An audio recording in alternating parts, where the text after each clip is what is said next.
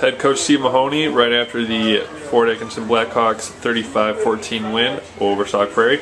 Talk about that first half for you. 3 drives, 3 touchdowns. Great way to start off the game. Yeah, it was great. You know, we got the throw game going, and we scouted, and we knew that we would be able to throw the ball over the top sometimes. And obviously, Matt's a tremendous quarterback with great targets.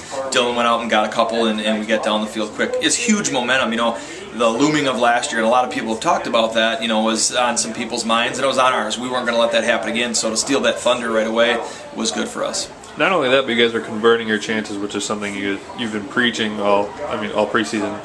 Yeah, that's for sure. You know, we had to get, especially in the second half, we had to get down on about a 3rd and 6 in the red zone. We ran a nice whip to Jared Edwards to get him a touchdown. It was really nice to be able to get that. Our defense came up some huge stops. You know, that last one, again, they had a bobbled snap, but we had kids all over on that 4th so they could get it back to our offense. What impressed you most about your defense today?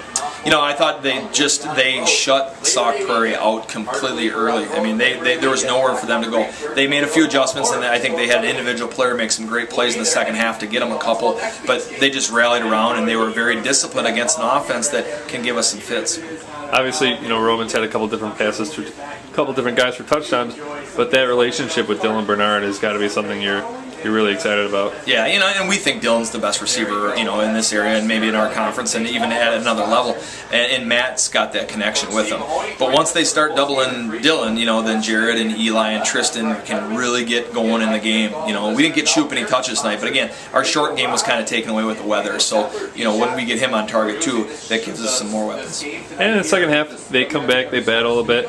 Put 2 touchdowns on the board for you. Just talk about that a bit. Yeah, you know, you got to give them some credit. They're working hard too, and you know, they came after some turnovers where again we didn't react to sudden change, and that's something that we got to get better at with our team. If we get a change, we've got to be able to get back out there on defense or offense and make sure that the floodgates don't open. So good learning experience for us as well. Congrats, coach, and see you next week. Thanks. Looking forward to it.